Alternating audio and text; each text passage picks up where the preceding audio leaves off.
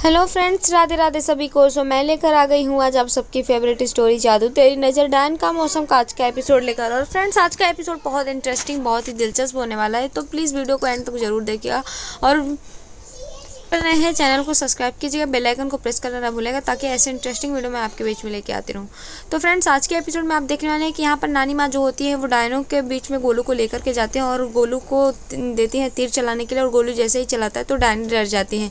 और तभी देखते हैं कि जैसे ही वो डरती हैं तो गोलू जो होता है फिर से उसको पलट देता है। और उसको पलटने के बाद वहाँ पर एक पंख लगा देता है, जिससे कि उन डायनों को गुदगुदी करने लगता है। और गुदगुदी होने के कारण वो दोनों हंसने लगते हैं। और ये सब देख करके नानी माँ गोलू को बोलते हैं कि गोलू ये क्या कर रहे हो। तभी देखते हैं कि गोलू जैसे ही ये सब चीज़ें कर रहा होता है तो जो यहाँ पर नानी माँ के साथ रहते रीवावंशी के कुछ लोग वो बोलते हैं कि रुद्रानी माँ, आप जानती हैं ना कि गोलू ये बच्चा ही है ना, तो वो बच्चा वाली हरकतें करेगा ना। इन डायनों को हराने के लिए कोई ऐसा समझदार और बड़ा आदमी होना चाहिए जो समझे सब कुछ करे। तभी देखते हैं कि नानी माँ बोलती नहीं, इन डायनों के लिए तो गोलू अकेला ही काफ़ी है। और वो फिर से गोलू को के लिए एक काल सर गोले को लेकर आती है और बोलती है कि अब तुम लोग जल्दी बताओ कि कहाँ पर है मोहना डायन। अगर नहीं बताती हो तो गोलू तुम लोगों के ऊपर ये सर पर फेंकेगा।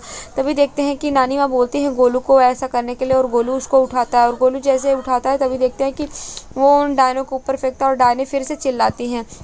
और यहाँ नानी माँ जो होती है बोलते हैं कि बता रही हो कि नहीं, और वो मोना डायन के बारे में जानना चाहती है। तभी देखते हैं कि गोलू फिर से उन लोगों के ऊपर उसको फोड़ देता है और बबल गिराता है। और नानी माँ बोलते हैं कि गोलू ये क्या कर रहा है तू।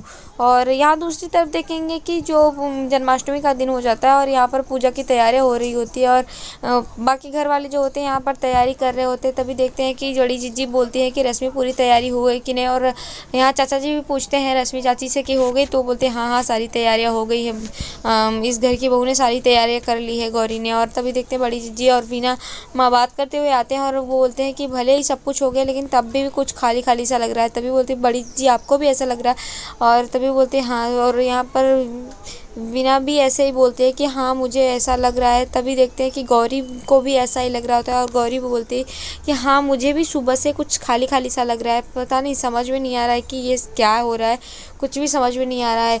चिड़िया की चहचहाहट ऐसा लग रहा है कि जैसे चिड़िया चिल्ला रही हों, शोर कर रही हों, कुछ भी सही नहीं लग रहा है। यहाँ पे ऐसे आंगन सूना सा लग रहा है, घर सूना सा लग रहा है, कुछ सुबह से ही ऐसा लग रहा है, कुछ सही नहीं लग रहा, मुझे समझ में नहीं आ रहा है। तभी देखते हैं कि वो इस तरीके से बोलती है तो सारे घर वाले जो होते हैं वो भी वहाँ पर रहते हैं। तभी देखते हैं कि जो बड़ी जीजी होती है बोलती है ऐसा कुछ नहीं, आज जन्माष्टमी का दिन है ना, तो सब ठीक हो जाएगा, कान्हा जी आ रहे हैं तो सब ठीक हो जाएगा, चलो।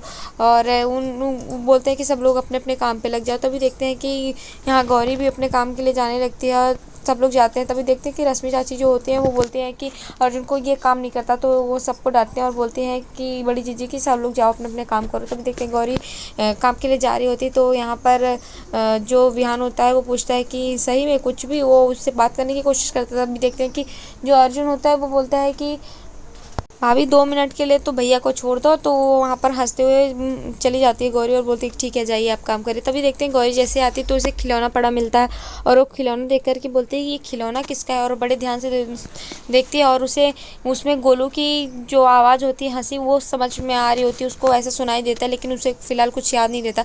तभी देखते हैं कि बड़ी जीजी बोलती है कि ये खिलौना, वो पूछती है तो बड़ी जीजी बोलती है कि हमारे काम वाली के बच्चे का होगा और तुम जाओ, तुम्हें मक्खन के लिए बोला था ना गौरी। तो गौरी बोलती है हाँ मैं मक्खन मिश्री का प्रसाद बना के लाती हूँ। यहाँ देखते हैं कि गौरी जो होती है वो आ जाती है और मक्खन मिश्री का प्रसाद बनाने लगती है। तभी देखते हैं कि गौरी जैसे ही मक्खन मिश्री का प्रसाद बनाती है बहुत खुश होती है और बनाकर रखती है। यहाँ पर वो बनाकर जैसे ही रखती है तो देखते हैं कि यहाँ जो कान्हा जी होते हैं वो एक बालक के रूप में आए हुए होते हैं और वो उस वहाँ से लेकर के जाते हैं। फिलहाल गौरी को कुछ पता नहीं होता, लेकिन गौरी को ऐसा लगता है कि कहीं गया होगा और वो फिर से कोशिश करती है और फिर से मक्खन बनाती है और फिर से मक्खन बना करके वो फिर से निकालती है। तभी देखती है कि दूसरी बार भी मक्खन चला जाता है और फिर बोलती है कि मक्खन गया कहाँ, फिर भी वो ध्यान नहीं देता। और यहाँ पर फिर वो तीसरी बार भी मक्खन बनाती है और मक्खन निकालने की कोशिश करती है और निकाल कर जैसे ही रखती है तो तीसरी बार भी गायब हो जाता है। फिर गौरी को लगता है कि कोई तो है यहाँ जो मेरे साथ शरारत कर रहा है। तो गौरी सोचती है कि कौन है जो मेरे साथ शरारत कर रहा है। और फिर यहाँ इस बार गौरी जो होती है वो बहुत ही चौकन्नी हो गई होती है और उसे पता होता है, तो वो देखना चाहती है कि कौन है जो बार बार मक्खन लेकर के जा रहा है, कौन ऐसे शरारत कर रहा है, देखूँ तो सही। तो वो यहाँ पर जैसे ही इस बार मक्खन रखती है तो वो बड़े ध्यान से मक्खन निकालने के बाद रखती है और वो बड़े ध्यान से देख रही होती है, तभी देखते हैं कि ये शरारत कौन कर रहा है। और तभी वो जैसे ही मक्खन लेने के लिए आते हैं बाल गोपाल, वो पकड़ लेते हैं और बोलते हैं कि अच्छा आप यहाँ मेरा मक्खन क्यों चुरा रहे थे। तो वो बोलते हैं अरे मैं मक्खन थोड़ी ना चुरा रहा था। तो बोलते हैं कैसे लेकर गए मक्खन, तो उनकी मूछें बनी हुई थी। तो गौरी बोलती है अच्छा आप मेरा मक्खन लेकर गए ना। तो बोलती है आप नहीं तू। तो गौरी को वो तू बोलते, तो गौरी बोलती है अच्छा मैं बड़ी हूँ आपसे कि आप बड़े हैं। तो बोलते हैं मैं तो सबसे बड़ा हूँ। तो यहाँ पर गौरी बोलती है अच्छा ठीक है भाई, मैं आपको आप ही बुलाती हूँ। तो आप यहाँ पे मक्खन मेरा कैसे निकाल कर गए, तो मेरा चोरी करके गए। तो वो बोलते हैं नहीं नहीं गौरी, मैंने तेरा मक्खन नहीं चोरी किया, मैंने तो बस खाया और जब तू दूसरों के ध्यान में थी तभी खाया। यहाँ देखते हैं कि गोलू जो होता है उसको नानी माँ दूध लेकर आती हैं और दूध पिलाती हैं कि गोलू को भूख लगी होगी। तभी देखते हैं कि जो डायनें होती हैं बैतालनी और सुनहरी, वो आपस में बात कर रही होती है दोनों बहनें कि उन लोगों को भी भूख लगी होती है और बोलते हैं कि हमें बहुत भूख लगी है पर ये ओल्ड लेडी कुछ खाने को देगी नहीं। और तभी वो बोलते हैं कि हाँ, और यहाँ पर सुनहरी जो होती है बोलती है मेरे पेट में भी चूहे कूद रहे हैं। तभी वो बोलती है कि अकेले अकेले तूने चूहे खा लिए और बताया नहीं। तभी बोलती है हट, मैं तुझे कैसे ही समझाऊँ, क्या बताऊँ कि मेरे पेट में चूहे कैसे चल रहे हैं। अगर मैं इस हालत में होती तो बताती, मैं अभी तो मेरे कुछ समझ में नहीं आ रहा है, मैं क्या ही बताऊँ। और वो दोनों सोच रही होती है, भूख से परेशान होती है। तभी देखते हैं कि होती है ये ओल्ड लेडी तो कुछ खाने को देगी नहीं, लेकिन अगर मोहना का पता बता देंगे तो खाने को मिलेगा, और लेकिन जान से चले जाएंगे, ऐसा बैतालनी जैसे ही बोलती है। तो यहाँ पर देखते हैं कि गोलू जो होता है वो दूध पी रहा होता है, दूध की बोतल को उन लोगों की तरफ मोड़ देता है और यहाँ एक एक करके दोनों को दूध पिलाता है। तभी वो दोनों डायनों को एहसास होता है और बोलती है कि हम लोगों ने इस के साथ कितना गलत किया था ना गोलगप्पे के साथ, फिर भी ये हमसे प्यार कर रहा है, कितना क्यूट है। और उन लोग को रोना आ जाता है और वो लोग उससे सॉरी भी बोलती हैं गोलू से और अपने किए के लिए पछता रही होती है। यहाँ देखते हैं कि गौरी बाल गोपाल से पूछती हैं कि आपने ऐसा क्यों किया। तो वो बोलते हैं कि मेरी मैया ने किया। मेरी मैया कहती है कि जो गैया सबकी होती है और गैया सबकी होती है तो मैया सबकी होती है और मैया सबकी होती है तो माखन भी, मैंने माखन चुराया नहीं गौरी, मैंने तो माखन लेकर खाया और ये माखन तो मेरा ही है। तभी बोलते हैं अच्छा। तभी यहाँ पर देखते हैं कि गौरी बोलती है कि सच में आपकी मैया तो बहुत प्यारी बातें करती हैं और आपकी मैया भी तो बिल्कुल आपके जैसी होंगी, इतनी अच्छी मैया आपकी। तो यहाँ पर बोलते हैं हाँ तू भी वैसे बुरी नहीं है गौरी, और गौरी के सर पे हाथ रखते हैं और बोलते हैं कि गौरी वैसे पे भी तूने भी तो माखन बनाया होगा ना किसी के लिए। तो गौरी बोलती है कि नहीं नहीं, मेरे घर में तो कोई ऐसा छोटा है ही नहीं कि जिसके लिए मैं माखन बनाऊँ। तो यहाँ पर गौरी को कान्हा जी जो है उसे एहसास दिलाने की कोशिश करते हैं कि गौरी भी माँ है।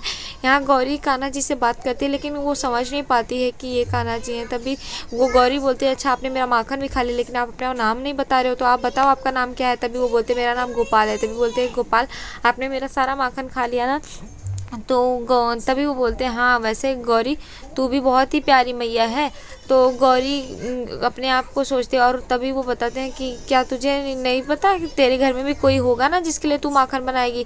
तो यहाँ पर गौरी सोचने लगती है और गौरी को समझ में नहीं आता। तो आज के एपिसोड में इतना ही फ्रेंड्स, मिलते हैं आपसे नेक्स्ट एपिसोड में, जहाँ पर आप देखेंगे कि यहाँ नानी माँ जो है वो आएंगे और पता लगा लेंगे मोहना डायन का, और यहाँ गौरी और बिहान की शादी भी होने वाली है। तो इस तरीके से नेक्स्ट एपिसोड में दिखाया जाएगा फ्रेंड्स। तो वीडियो पसंद आई तो प्लीज़ वीडियो को लाइक कीजिएगा, चैनल पर नए हैं चैनल को सब्सक्राइब कीजिएगा, बेल आइकन को प्रेस करना ना भूलिएगा ताकि ऐसे इंटरेस्टिंग वीडियो मैं आपके बीच में लेके आती रहूँ। तब तक के लिए bye bye, Radhe Radhe, take care. Please video को लाइक कीजिएगा।